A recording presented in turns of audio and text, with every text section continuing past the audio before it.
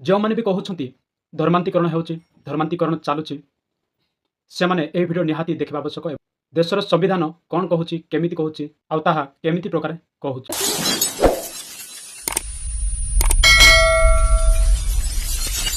Press lord नमस्कार, आप देखुं ABM Odia blogger YouTube channel. धर्म को नहीं जो कली झगड़ा ताड़ना हो ख्रीस्टान मान से माने देशर संविधान को भल भाव ध्यान सहित जानी रखा आवश्यक। देखो ये वीडियो को आलोचना करेंगे। धर्म वैसे तो हर इंसान की निजी आस्था का विषय है। जो जिस परिवार में पैदा होता है या तो वो उस धर्म को मानता है या फिर आगे चलकर वो अपनी इच्छा से दूसरे धर्म को अपनाता है। देश के संविधान का आर्टिकल 25 किसी भी धर्म को कबूल करने, उसका पालन करने और उसका प्रचार प्रसार करने की आजादी हमें देता है। इस वीडियो में हम बात करेंगे भारत में किसी धर्म को कबूल करने यानी धर्म परिवर्तन का क्या है तरीका और क्या कहता है कानून। मुख्य तौर पर अगर बात करें तो धर्म बदलने के दो तरीके हैं। पहला, कानूनी तौर पर धर्म बदलना। दूसरा, धर्म विशेष के बताए हुए तरीके से धर्म बदलना।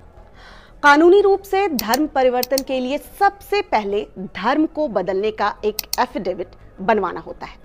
इसमें अपना बदला हुआ नाम, बदला हुआ धर्म और एड्रेस लिखना होता है। इसे नोटरी अटेस्ट करवाया जाता है। फिर किसी राष्ट्रीय दैनिक अखबार में आपको अपने धर्म परिवर्तन की जानकारी विज्ञापन के जरिए प्रकाशित करना होता है। सरकारी तौर पर इसे दर्ज करने के लिए गजट ऑफिस में आवेदन करना होता है। हर राज्य का अपना गजट ऑफिस होता है। आमतौर पर ये काम जिलाधिकारी के दफ्तर से ही किया जाता है। आवेदन करने के बाद सरकारी प्रक्रिया पूरी होने में 60 दिन का वक्त जो है वो लग सकता है। नया नाम धर्म के साथ गजट में दर्ज हो जाता है। जैसे ही ये गजट में बदला हुआ नाम आ जाए, समझ लीजिए आप आधिकारिक तौर पर मनचाहे धर्म में शामिल हो चुके हैं। अब बात धर्म विशेष के हिसाब से बताए गए तरीके से धर्म अपनाने की कर लेते हैं। हिंदू धर्म में किसी भी मंदिर के पुजारी इच्छुक शख्स का शुद्धिकरण संस्कार करे उसे हिंदू बना सकते हैं। कोई भी शख्स आर्य समाज मंदिर में जाकर हिंदू धर्म अपना सकता है। इसी तरह अगर हम बात करें इस्लाम धर्म की, तो इस्लाम धर्म कबूल करने के लिए कलमा पढ़ना जरूरी हो जाता है। मौलाना या मौलवी कलमा पढ़वाता है और इस्लाम के बताए उसूलों पर चलने की हिदायत देता है। सिख धर्म की बात करें तो सिख धर्म अपनाने के लिए गुरुद्वारे के ग्रंथी से संपर्क किया जाता है। जो सिख धर्म अपनाना चाहते हैं उसे केश बढ़ाकर कड़ा धारण कर अमृत छकना होता है। इसी तरह ईसाई धर्म धारण करने के लिए बैप्टिज्म की प्रक्रिया से आपको गुजरना होगा। जरूरत पड़ने पर चर्च के पादरी धर्म परिवर्तन करने वालों को सर्टिफिकेट भी जारी कर सकते हैं। भारत में कोई भी शख्स कितनी बार भी धर्म परिवर्तन कर सकता है। एक बार धर्म परिवर्तन कर लेने वाला शख्स दोबारा अपने मूल धर्म में वापस भी जा सकता है।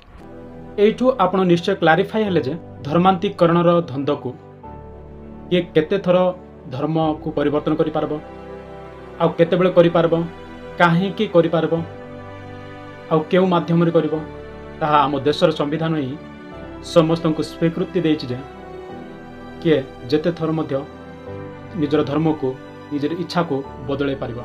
किंतु एठी मु बुझी पारुनी जे संविधान को मानि चली पारनुथिबा देश रे काहे की ए प्रकार आर्टिकल बा नियम रखिछंती। एमिति की मानिबार तो छाड़ बिल्कुल मध्य बुझी पारुनांती संविधान अर्थ आ देशर धारावाहिक को बुझी पारुथिबा लोक माने बास करुछंती ए देश रे। नहले देशर संविधान को सम्मान सहित संविधान धारा अनुଯାयी देशर नागरिक माने परिचालित होई थांते। आउ जे जेमिति निजर धर्म को परिवर्तन करि पारुछि से सेतिकी ता इच्छा अनुଯାयी ताको छाड़ते।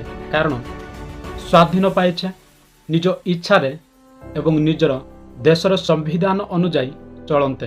हेले एठी तो पराधीन रे थिला परि देशर नागरिक मानकु निजर इच्छा अनुଯାयी बंचिबाकु मध्य देउनांती। निजर पसंद अनुଯାयी मध्य चलिबा पई सुविधा नहीं। तेबे देश कि प्रकार स्वाधीन पाई। हाँ प्रिय दर्शक बंधु, आम देशर समस्या कौन? आम देशर समस्या है धर्म परिवर्तन। धर्म को निच्छा देखा, धर्म को ईर्षा भाव, अहं, अकली झगड़ा, ताड़ना, यही सबू धर्म ना रे देश रे प्रत्येक जगह गुड़िक प्रत्येक एरिया अंचल राज्य स्थान रे अशांति सृष्टि होछि। जदि कौ परिवार गोटे निजर सुविधा निजर असुविधार उहरिबा पई कोनोसी गोटे धर्म रे से जदि उपयोगी पाई पारुछि, से साहाय्य पाई पारुछि, तेबे ताकू मीडिया भाई माने जाइकी सेमानकु हैरान करबाक चेष्टा करछन्ती। आ देशर नागरिक मानकु विवाद डरे धमके देश रे पुलिस ठार आरंभ कर नेता मंत्री विजाति माने आसी तांको धमके धर्मांतरीकरणर ना को नहीं से परिवार को प्रतिवाद करने को लगुंट। किए कौ धर्म को गला, किए केते थर धर्म तैयारी कला, आ कहीं गला, कौन पे गला, यही सब विषय से माने चिंता प्रकट कर। यही प्रकार प्रतिवाद करथिबा व्यक्ति मानक द्वारा नेता मानक द्वारा देश आज आमर इकोनॉमिक वे रे हो कौन सी डेवलपमेंट वे रे हो निम्न अच्छी। तेरे प्रिय दर्शक बंधु, ए विषय को नहीं आपंकर मतामत कौन कमेंट सेक्शन कमेंट करूँ। जब वीडियो भल लगे लाइक शेयर और सब्सक्राइब करने को जमार भूलें। धन्यवाद।